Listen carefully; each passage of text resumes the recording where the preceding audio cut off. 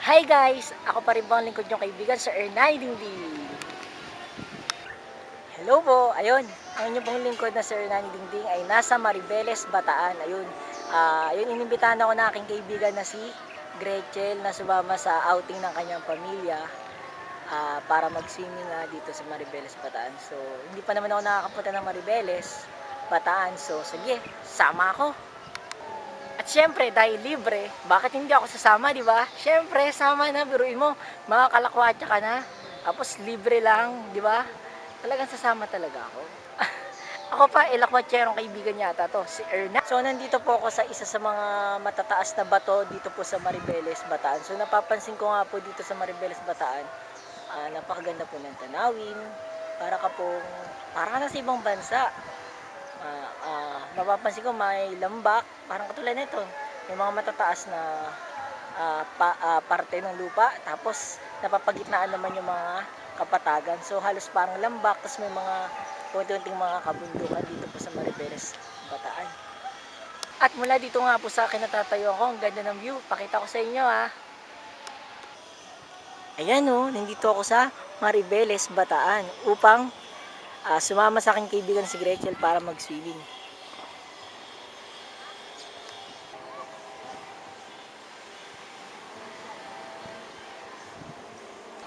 Tapos meron pang katulad nito, ang taas ng bato.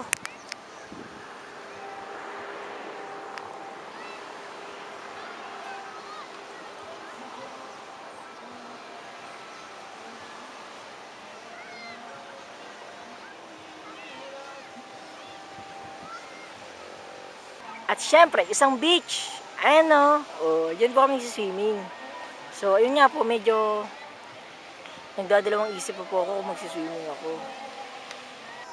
Bukod kasi sa hindi ako marunong lumangoy, mukhang wala yata ako mapagbabanlawan. Ayoko kayang umuwi ng Manila na naligo sa dagat tapos hindi pa nagsishower. Hindi ba malagkit yun? Pero syempre, kahit hindi ako maligo, sobrang na-appreciate ko naman yung mga kalikasang tulad na tanawin ng mga tulad nito, di ba? Ganda kaya. At sobrang natutuwa talaga at busog na busog ang aking mga mata. So, ang ganda pala talaga dito sa Maribeles, Bataan. So, salamat sa aking kaibigan si Gretchen sa pagsama niya sa akin dito sa Maribeles, Bataan. Di ba? Ayan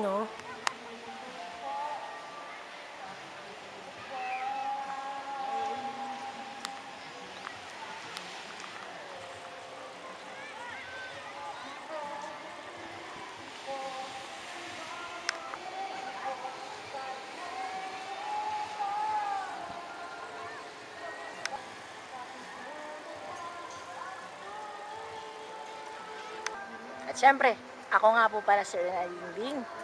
Samahan niyo po ako sa aking mga naiibang pang paglalakbay, mga masyal, karanasan, at kung ano pa. Ako po Sir Ernay Dingding, ang lakwatsero niyong kaibigan, dito lamang sa YouTube!